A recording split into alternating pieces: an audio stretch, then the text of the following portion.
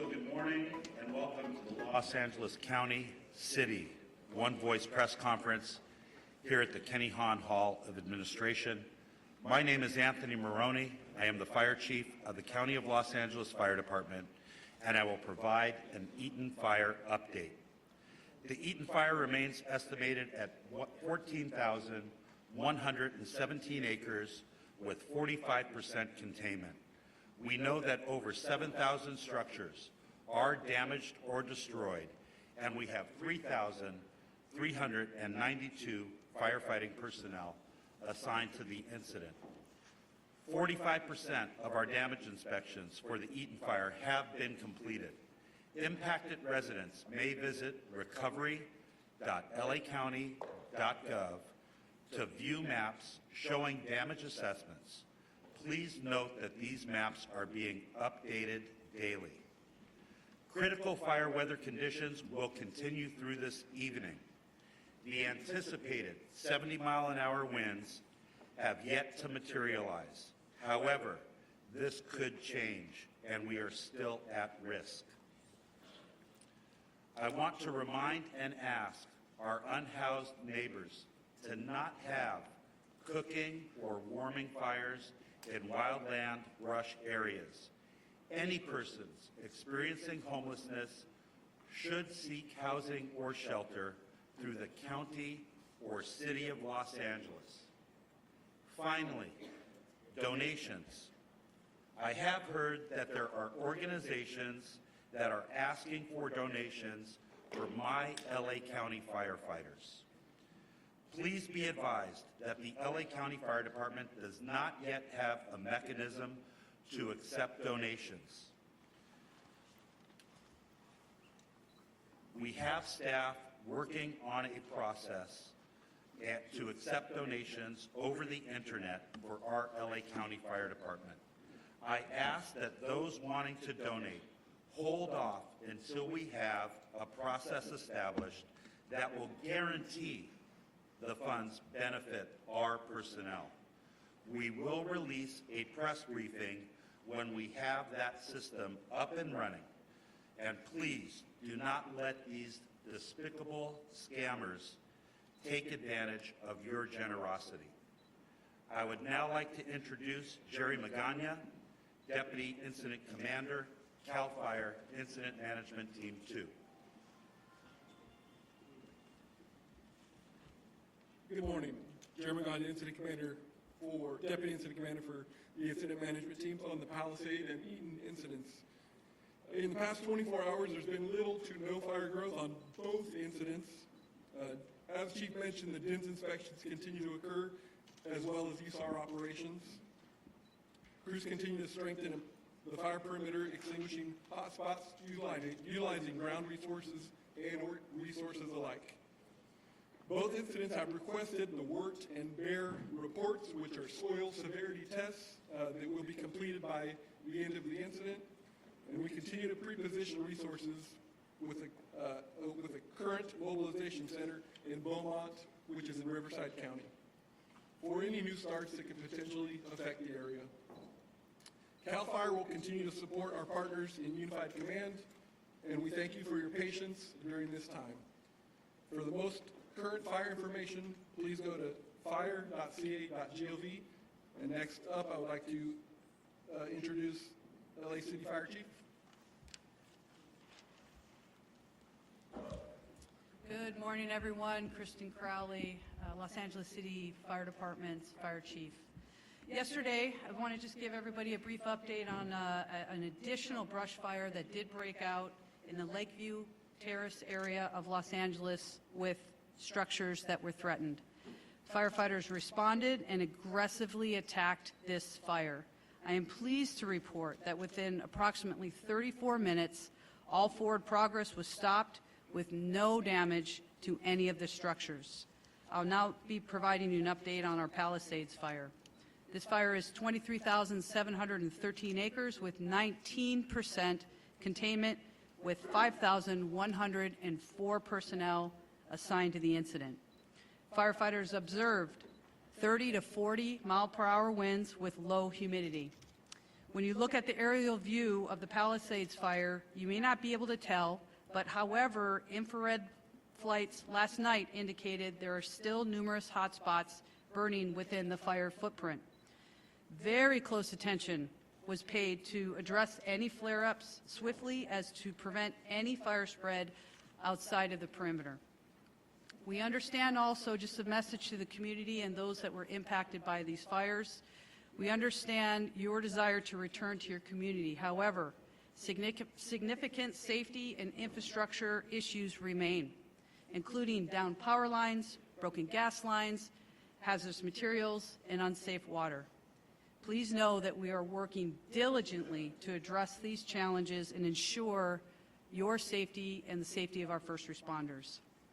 As we enter into the third day of this additional wind event, I urge everyone to stay alert. The combination of low humidity and strong winds has further dried out the brush, increasing the risk of fire. The danger has not yet passed, so please, please prioritize your safety. Thank you. I would now like to introduce our next speaker, Sheriff Luna. Good morning. Robert Luna, Sheriff of Los Angeles County. The Sheriff's Department, LA County Sheriff's Department, continues to have well over 1,000 personnel assigned. Again, many on 12-hour shifts, many without days off. Really want to thank the California Highway Patrol. They've contributed even more officers in the last 24 hours. There are well over 300 officers who are helping on both incidences. The Drug Enforcement Administration has also contributed even more special agents that are assisting us in different incidences. They're close to about 30. We are now close to or well over 900 National Guards, California National Guard, that are assisting us both for the LA County Sheriff's Department, the Los Angeles Police Department, and other law enforcement agencies here in California. Evacuation orders, they've gone down some. We are at 82,400 in our LA County jurisdiction, and warnings are up just a little bit because of the wind event to 90,400. In regards to a curfew, the curfew still is in effect from 6 p.m. To 6 a.m. I just want to make sure everybody understands that the rules haven't changed. If you don't belong there, you don't live there, stay out of there. There's no reason for you to be there, and you will be subject to arrest if you're there with no business. In regards to arrest, we had a few more arrests overnight. The total for LA County Sheriff's jurisdiction is now at 44. That's 36 arrests in the Eaton incident and 8 for the Palisades incident. Eaton total, well, I won't go into detail, but basically we stand at about 14 for burglary within those jurisdictions. Everything else is either curfew, trespassing, individuals that are possessing narcotics and or guns. Last night, I do want to bring it to your attention that in our Palisades incident, we did arrest another individual for impersonating a firefighter. Somebody else who was dressed like a fireman was not a fireman. I got to give a lot of credit to our deputies for being proactive, stopping him, and arresting him. That investigation will continue. Search and rescue operations. Our search and rescue teams have completed approximately 78% of the search area in Altadena. That is an estimate of 5,516 properties. I'm hoping, with luck, maybe by the end of today, maybe tomorrow, that will be done. Yesterday, we started the same operation in the Palisades area. Evacuation zones lifted, Palisades 0. Eaton, we did lift 2. So we're communicating the best we can with our partners and our residents to make sure that they can get back in there. And please, as a reminder, our repopulation conversations do continue with every meeting. But please remember, just because there isn't a fire, the chiefs have made it very clear that we're still having some challenges with the wind, so we've got to keep a close eye on things. but in talking to our partners at Public Works and Utilities, there are things you can't see that are underground. There's a lot of hazards. So those are things that are going to have to be evaluated hour by hour, day by day, so that we can make sure that when we start allowing our community members back to their homes, that they are safe. Safety is always absolutely number one.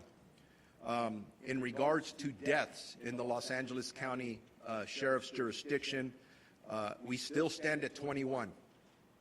If you've been following the numbers I've been giving out, they've stayed static for 2 days now, even though the searches continue, at least in the Altadena area. So 21 deaths, bad news. No more deaths so far. That's good news. So I'm praying that that stays together.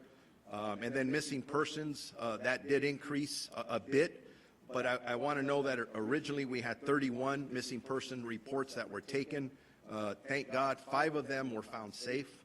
But we still have 26 active missing persons that are reported. 20 in the Eaton area and 6 in the Palisades area.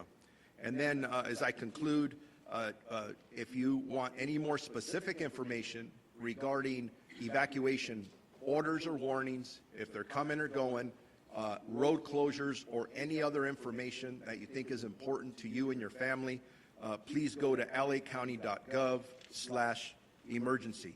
I'd like now to introduce Jim McDonald, the Chief of the Los Angeles Police Department. Thank you, Sheriff. Good morning. Over the last week, you've heard me say that the LAPD remains committed to protecting lives, safeguarding property, and maintaining order in the areas affected by the fire, and that remains the case today. The LAPD remains on tactical alert, and we've dedicated whatever resources are necessary to provide for your safety. LAPD officers are actively patrolling the areas around the clock and protecting your properties like they are our own. Our efforts include enhanced visibility in evacuation zones and neighborhoods where houses and businesses are vacant, deploying marked and unmarked vehicles as well as foot patrols to ensure a strong presence and a swift response to any issues that arise. Our deployment, we understand the frustration and concern many of you are feeling regarding the fire evacuation and the restrictions on returning to your homes. Please know that our officers and National Guard personnel are following the directions of the Unified Command, which is working tirelessly to ensure the safety of everyone involved. We're committed to continuing our discussions with the Unified Command to assess when it will be safe for residents to return. Your safety remains our top priority, and we'll provide updates as soon as it is safe to do so. Thank you for your patience and understanding during these very difficult times. For the upcoming 24-hour period, LAPD will continue to deploy roughly 600 officers to the impacted areas with support from LA Airport Police, Port Police, and the National Guard, who have 200 soldiers assigned to the Palisades incident, and we're very grateful for their support. Excuse me. We're also introducing a team of volunteers from an NGO known as Team Rubicon to assist the public at various checkpoints. These humanitarian aid workers will be available at checkpoints to direct residents to resources and answer questions. They'll be wearing gray shirts and are available to inform and support our community, and again, we're thankful to them. On the missing persons front, we continue to dedicate resources to all reports of missing persons. As of this morning, we have 38 people who've been reported missing. 27 of those have been found safe. Of the 11 remaining, 2 most likely have been found deceased, but yet to be positively identified. In total, we have 3 fatalities that are fire-related. 1 person died at the hospital but had not been reported missing. We still have 8 missing persons remaining. Arrests, we have no new fire area-related arrests, and we remain at 14. But we'd like to update all of you on 2 notable arrests that were made on January 14th, just outside the fire zone.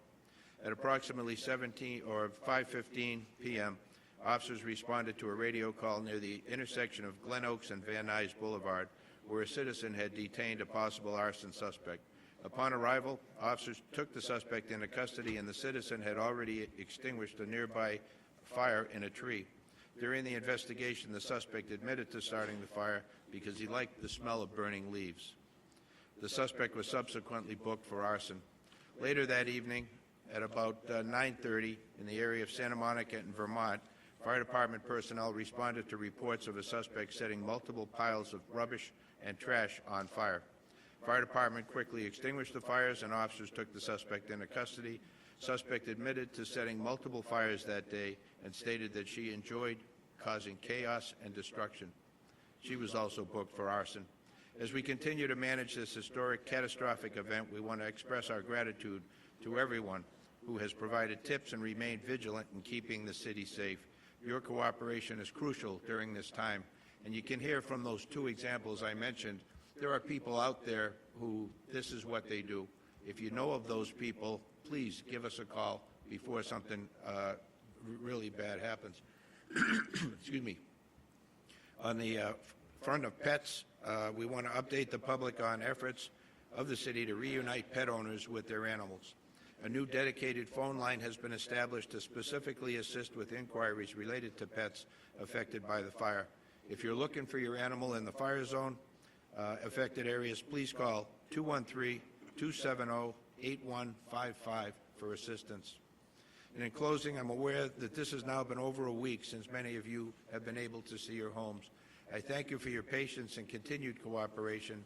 LAPD and our partners here will continue to work alongside each other to make sure our community has the resources we need to recover and ultimately rebuild. Again, thank you. Let me now introduce the Los Angeles District Attorney, Nathan Hochman. Thanks.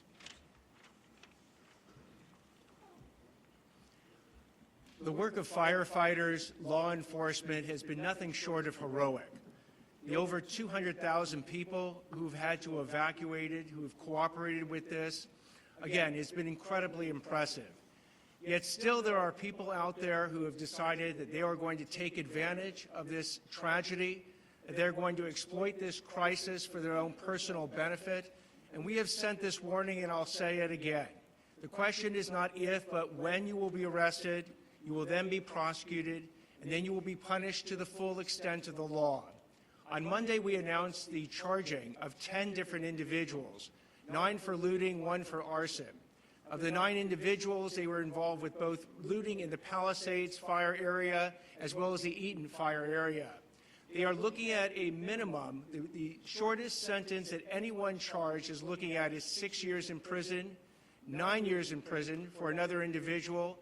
We have people who are looking at 22 years in prison and a maximum sentence of life in prison.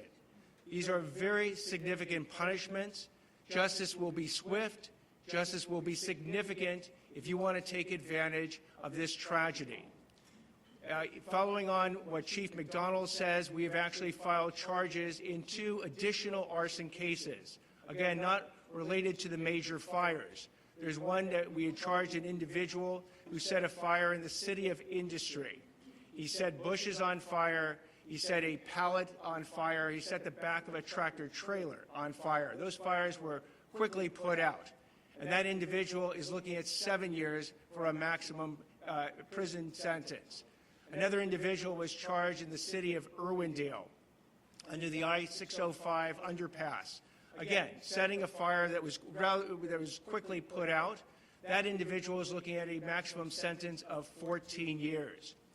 We have received numerous allegations that we are now following up involving additional looting incidents and price gouging.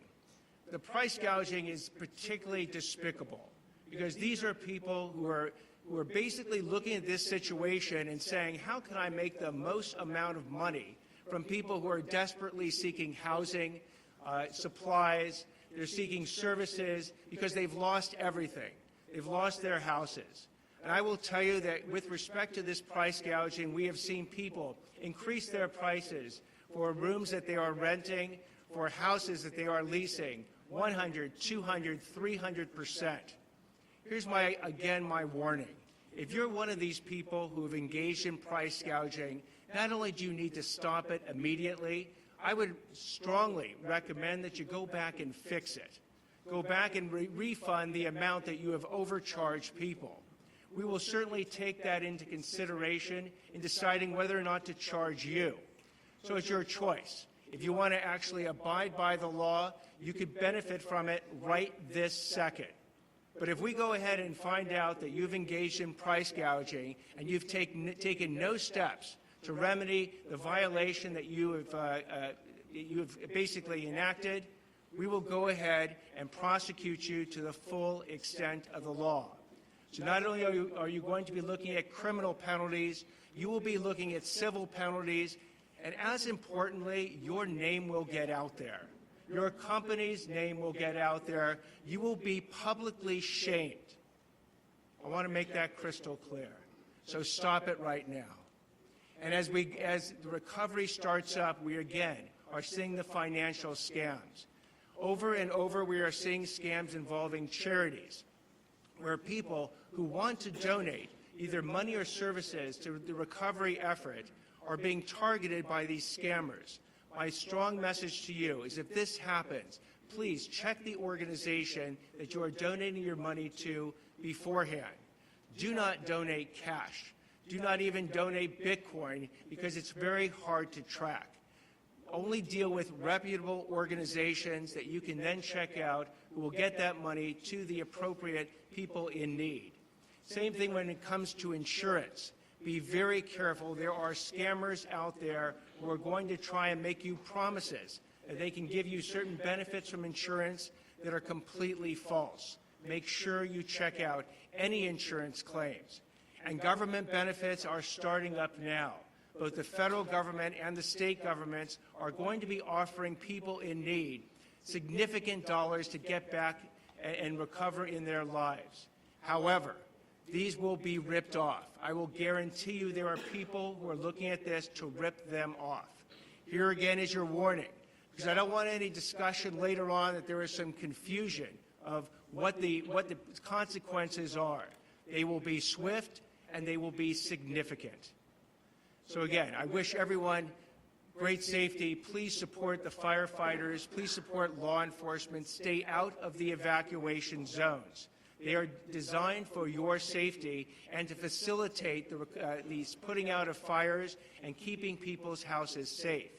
If you want to go ahead and violate an evacuation area, violate a curfew, you will be held accountable, you will be arrested, and my office will prosecute you. I'd like to now introduce Los Angeles County Public Health Chief Deputy Director, Dr. Anish Mahajan. Good morning. My name is Dr. Nicole Quick. I am the Chief Medical Advisor for the Los Angeles County Department of Public Health. As we continue to deal with the aftermath of fires and residents begin to return to their homes with proper approval from the regulatory agencies, it is important to remain vigilant about air quality. Fire and wind conditions can increase the amount of particulate matter, dust, and ash. Currently, the South Coast Air Quality Management District has extended a windblown dust and ash advisory through this evening. The high winds may displace ash from the Palisades and Eaton fire impact zones. Windblown ash particles may be too large to be picked up by our regular instruments and will not influence the AQI measures that we've pointed folks to look at for air quality. So it's important to look for ash in air and on equipment and on your surroundings to take precautions. To effectively reduce exposure to harmful particles, it is critical to wear appropriate respiratory precautions. This includes N95 and P100 masks. In addition to obtaining the masks, important to wear those correctly. This means over the nose and mouth without gaps and well fitted to your face. For N95 to provide the proper protection, they also must be changed out with regularity and if they become wet or soiled. It is very important to note that cloth masks, dust masks, and bandanas are not adequate protection. While they may provide minimal protection, it is not adequate to keep out those particulate and ash that we are concerned about. Individuals with respiratory conditions, children, and those with pre-existing medical conditions are urged to talk to their healthcare provider before utilizing these respirators. Taking these steps is critical for vulnerable populations, including older adults, children, and those with pre-existing conditions. N95 masks are available for free at LA County libraries and at the local assistance disaster resource centers. Quick note also for those who are struggling with finding their prescriptions, Public Health has begun offering medication assistance at all of the local assistance centers. We have teams there that can work with families and individuals to help them secure medications. Individuals can also connect with their regular providers, their pharmacies, and their health plans for further assistance in obtaining their medications. I want to make a note for those who are receiving medications for opiate use disorder. If you are having difficulty obtaining those, please call 213-288-9090, and we are available from 8 a.m. to midnight to support those needs. In addition to these efforts, there are other resources available to help in your obtaining prescriptions. Want to make one additional note that we do have environmental health inspectors at the local assistance centers that can address concerns related to fire damage and safety. We can assist family in identifying health hazards, provide education, and answer questions about maintaining a healthy environment. I will now hand this over to Supervisor Barker. Thank you. Thank you, Doctor. I want to start by emphasizing, especially with the wind we'll have today, that it is important for residents to take health guidance seriously when you're near impacted areas and debris. The health concerns are serious. I've heard many questions about how to be safe when you're around an impacted area. Today, large signs are going up all over Altadena that outline precautions you should take when you're near impacted areas and when you're sorting through debris. The signs will be helpful for residents near burn areas who didn't evacuate but are still affected by debris and will be in preparation for when evacuated residents will be allowed back into the community. The information is broken up into 3 categories: what to wear, what to do inside, and what to do outside. There's a slide rotating on the screen that shares the important information that will be on those signs. As we recover, it is crucial that our residents have the information they need right here in our community. Yesterday, I had the honor of going to the Disaster Recovery Center at the Pasadena City College Community Education Center on Foothill, and that is exactly what I saw. I went on the opening day of operation, and I was so proud of our county family. I was so proud of the state and the federal who've all stepped up. But more importantly, I was so proud of the residents that showed up. It gave me hope that we are on the road to rebuilding. People weren't saying if I rebuild, it's when I rebuild. Impacted residents who cannot afford for government to build up services slowly, I make you this promise. Our board is united. We are all in. We are going to make it as easy as possible for you to rebuild. And that includes permitting, that includes approval, that includes working with all levels of government to secure low-interest loans. It is an all-hands-on deck. At the center, we also have county departments and federal, state, and local partners in place, as you heard. So if you lost any of your vital records, or you need replacement of your license, they are there to help you and make it as easy as possible. Together, we're bringing every resource to our neighbors in need. Residents can access countless services, including FEMA financial service, which may include money for basic home repairs, personal property losses, and other uninsured disaster-related needs, such as child care, transportation, or medical need. As county services ranging from the assessor's office to public works to the economic opportunity for employment assistance to the registrar recorder, our county stands ready to serve you. It was heartening to see that so many impacted residents still have hope and actually light throughout this darkness. I'd like to give a special thanks to the countless volunteers who are sacrificing their time and resources to make this happen. Overall, I received such positive feedback from the residents who were there receiving services.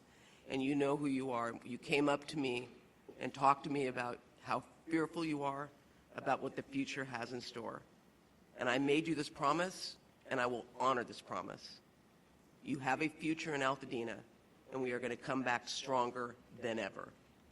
Our centers are open every day from 9 a.m. to 8 p.m., and we are going to get through this together. With that, I would like to introduce LA City Mayor Karen Bass. Good morning, everyone. As we know, we are still not quite out of the woods. And so I would just encourage and implore upon all Angelenos, please take the warning seriously and the evacuation notices seriously. And frankly, if you are in an area where there is a warning, get prepared now. Get packed. Take everything you need with you, your medications and your pets, if that is possible. If you are looking for a pet, you can call a new number that was mentioned by Chief McDonald, 213-270-8155, 213-270-8155. We've received many inquiries from individuals who are concerned about where their pets are, so please take advantage of that telephone number. We know the winds were lower than expected yesterday, but we also know from the National Weather Service that we are still facing dangerous conditions. I want to thank Governor Newsom on his work yesterday on price gouging and scams. We're taking this seriously and have made it so Los Angeles residents can report price gouging by calling a number with the city, 311. Scams are also spreading, which is why it is so important to use trusted sources for assistance. On the positive side, the Disaster Recovery Center in West LA did a soft opening yesterday.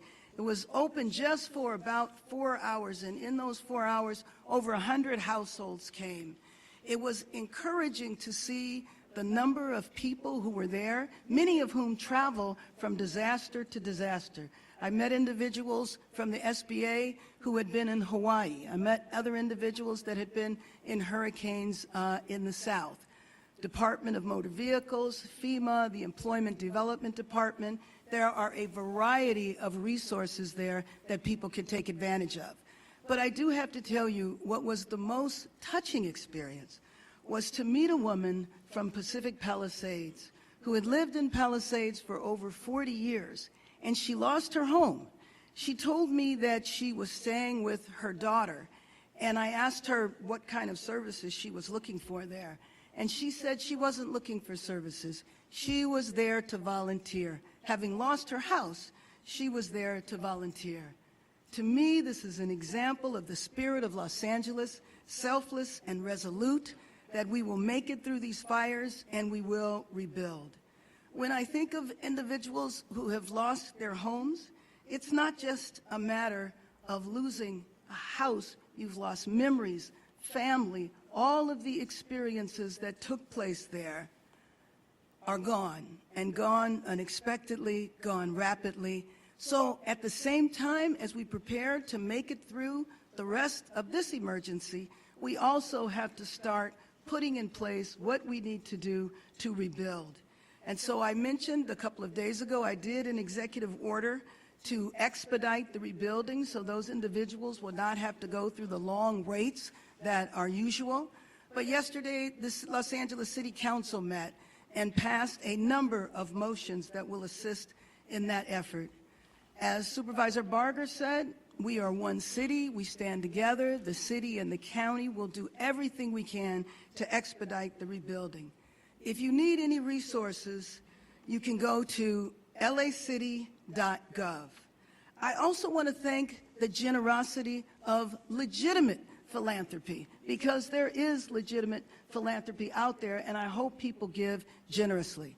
The California Community Foundations Fund that now has over 20,000 donations, over $18 million, received a significant contribution last evening from Mayor Rex Richardson from Long Beach, and the people of Long Beach contributed $500,000. This is how we will rebuild our city. We will rebuild our city stronger. Thank you. And let me now introduce Supervisor Lindsay Horvath. I want to reiterate the particularly dangerous situation today. Get ready now and be prepared to leave. For our county service and school updates, yesterday our board started the process of a county relief program for victims of all fires. There's more information to follow, and we will continue to act swiftly to support our residents. The County 211 wait times are now under 5 minutes. Please use 211 to access county resources and information. Several more LAUSD schools are open today. Palisades Charter Elementary students should attend Brentwood Science Magnet Elementary. Marquez Charter Elementary students should attend Nora Sterry Elementary. You can call the Department of Animal Care and Control at 562-940-6898 to help with pet reunification. LA County Parks are hosting care camps for young people impacted by the fires. You can register at parks.lacounty.gov/care camps. And there's more information on all recovery efforts throughout the county at recovery.lacounty.gov. Because of the particularly dangerous situation, there may be additional power outages. Please take this opportunity to charge your phones and batteries and to make sure that you are prepared in the event of a power outage. The declaration of emergency countywide has gone into effect and includes illegal price gouging, including on rent and housing options. We cannot raise the price of rent, goods, or services more than 10%.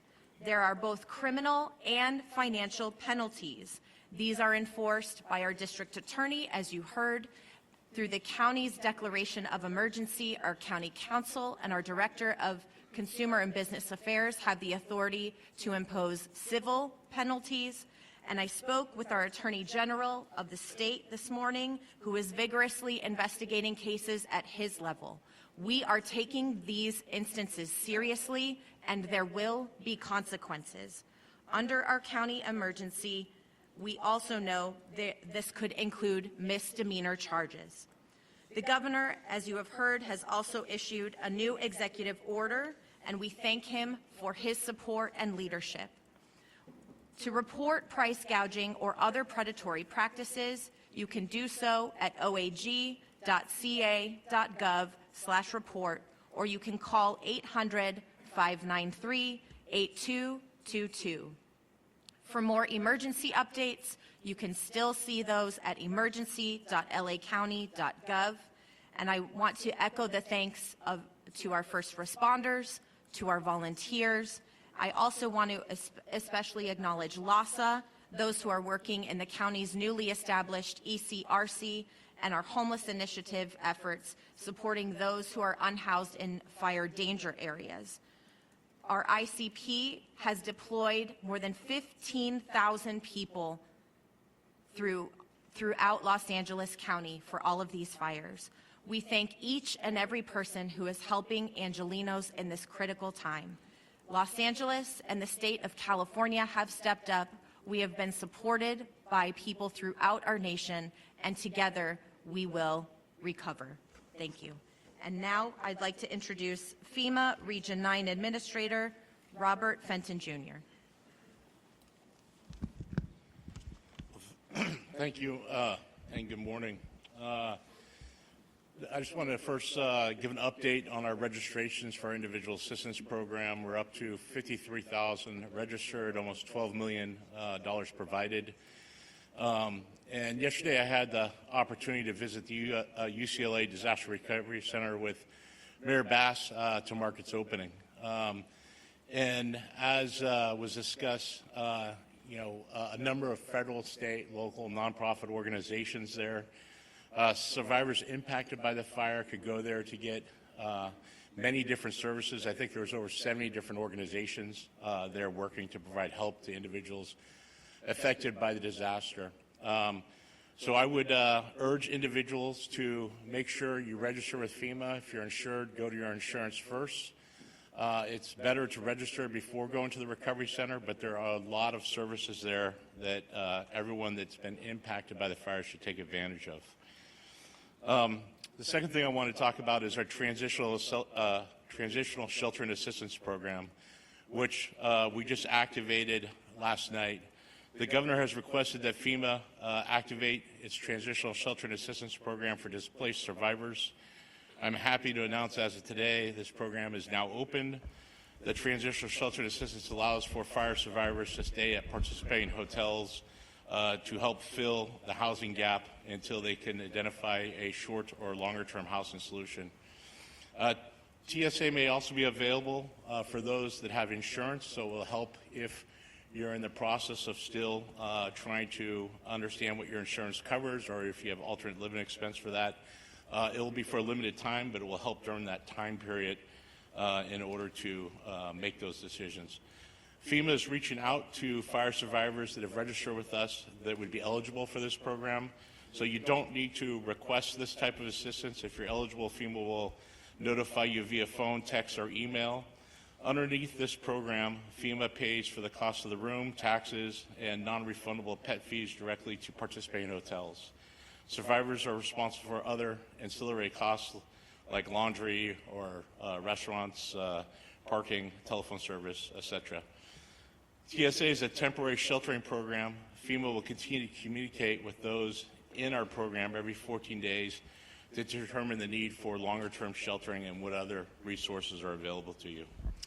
Lastly, I want to talk about the next steps we're taking to start the process toward recovery and rebuilding. The governor has requested that the federal government remove all household hazardous waste from properties impacted by the fires. We had a meeting yesterday with the county, the city of LA, and all the other impacted communities, public works directors, and we have directed the Environmental Protection Agency to do this, and I've allocated $100 million to go ahead and get this started. EPA's mission will be to reduce the immediate threat of hazards. They do this by removing everyday products like paints, cleaners, solvents, oils, batteries, pesticides, larger asbestos debris, and also pressurized fuel cylinders, lithium-ion batteries. EPA will stand up 40 teams over the next couple of days, which equates to approximately 500 personnel. EPA will work in close coordination with the state, county, city, and local communities across the fire areas, including the incident commands of Palisades and Eaton, to remove household hazardous waste. This will be the first step in getting survivors back to their homes and communities by removing those hazards from that area, so that then we can get into greater debris clearing and ultimately rebuilding. Thank you.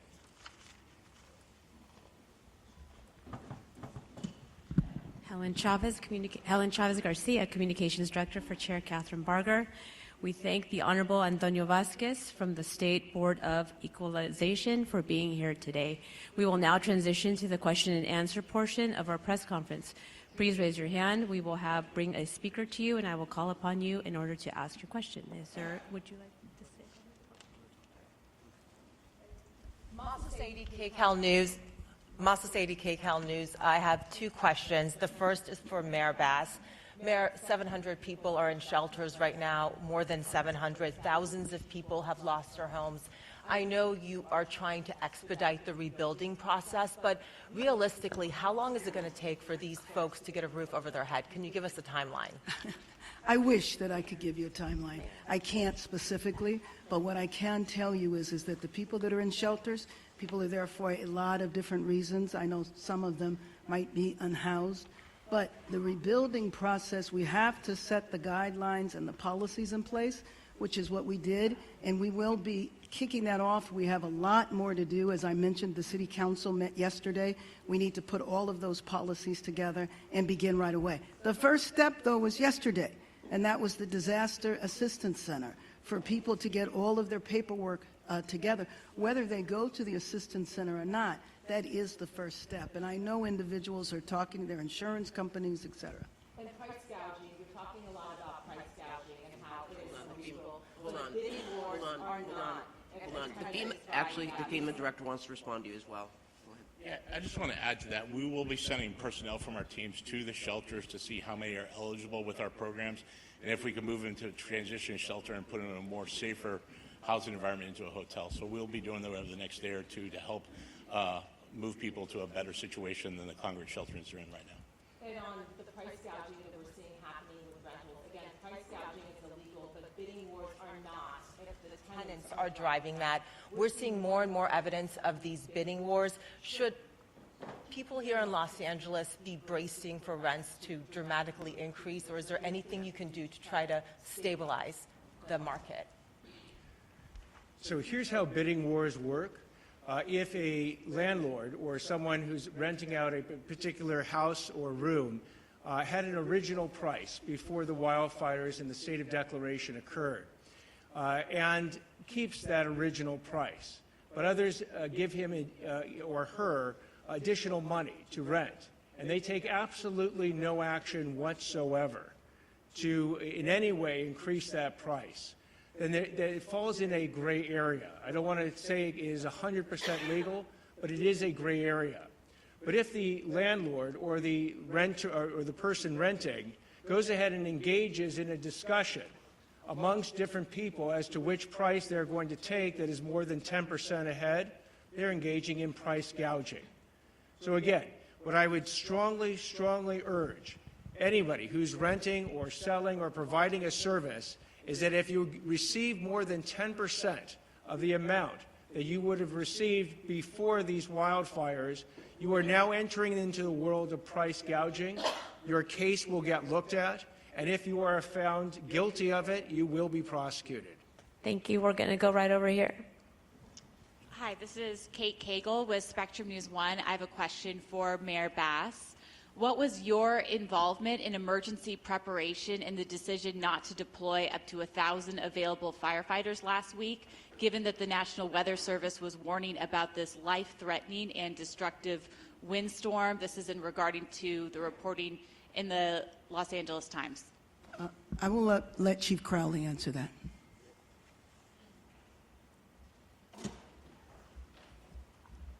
I want to be very, very clear in this answer. So, and also offer additional details after. So being very mindful of everybody's time, I want to make sure that you get the information that you need. In regard to the LAFD's position and pre-positioning of our resources, we followed the system in place. The system in place looks at the overall weather and risk. With that, we pre-deployed the resources in very, very calculated ways throughout the city, also not knowing where a fire might start and might not start. I think that's very, very important that everybody understands that. Also, knowing that there was a higher risk than normal in a very high fire, type of a scenario. 5 additional engines were pre-deployed on top of what we normally would do. But again, out of respect for everybody here, I'd like to offer very detailed information to share with everybody as to what and how we pre-deployed and what came into the decisions that we made on that day and then following the fire. I'll be available right after, okay? And we're going to have... Emergency preparedness and preparing for the wind event that was forecasted. The buck always stops with me, but I think you received your answer from the chief. Thank you. Last question over here, and then we will transition to one-on-ones to make sure you get your answers. Jonathan Vigliotti with CBS News. My question is, I have one for each of the fire chiefs. And I just want to start off saying the firefighters, the men and women on the front lines, they are heroes. I say that as a resident and a journalist that has witnessed it firsthand. Chief Crowley, with that said, and forgive me, I'm going to be looking down because there's a little bit of a timeline I want to establish. Because just after 6 p.m. last Tuesday night, as winds were reaching their strongest, many neighborhoods, as you know, were already on fire. This all-hands-on-deck alert to off-duty firefighters was issued. Right. You even reached out to local news to ask for help in assisting putting out that call. We did as well.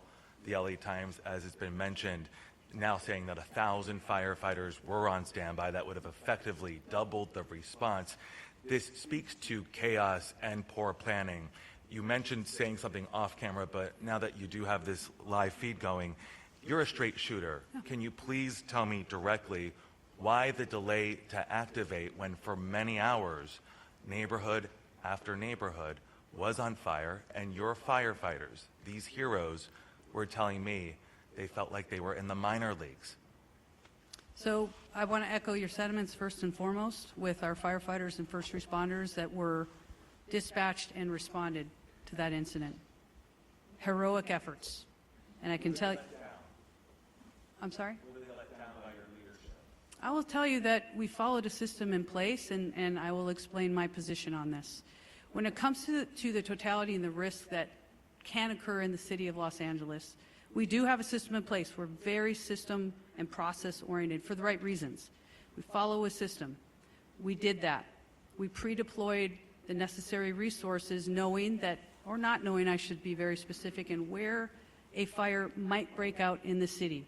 I think it's also very important that media knows, as well as the communities knows, that we are here to protect them, that we do have that capability to surge. You ask about a length of time. We pre-deploy the resources on top of what we normally would do. They went to work. We immediately then utilized all available on-duty, special duty people that aren't normally in the field. They surged. They went and staffed every other available resource at that time. They were pulled in. Another very, very important point that the community and you need to know is that we're talking about these 1,000 engines that we're saying that were unstaffed. Facts. The facts of the matter is those engines, they're pumps, they go behind our trucks. I won't get too detailed in the operations. They're actually staffed with fire department personnel. The reality, and this is very important for everybody to understand, straight shooter right here, is that our firefighters on the truck were immediately pulled in, whether they were staffed with 4 people. I got to be very clear. We had the capability, and we did pull every resource in and around the area.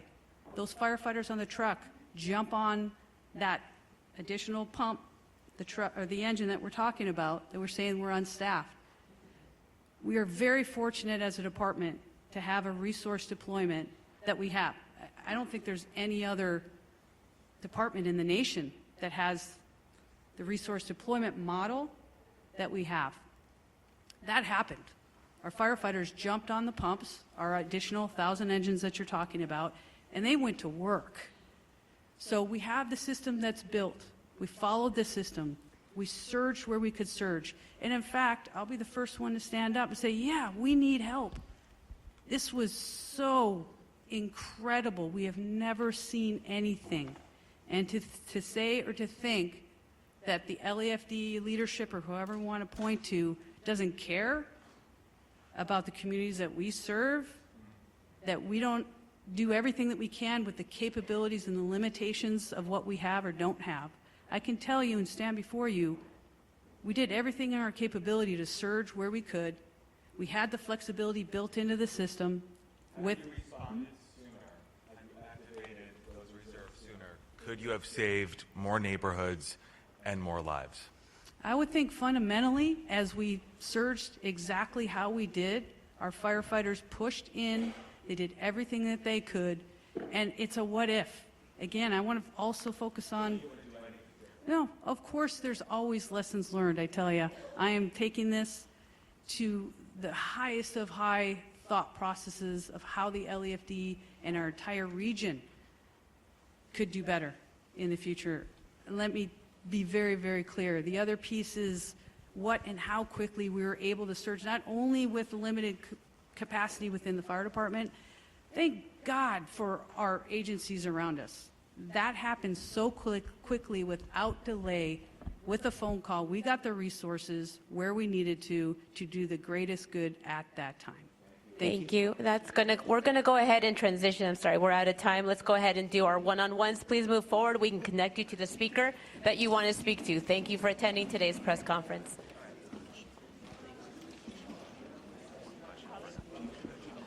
Okay. Do we want to be up here for this?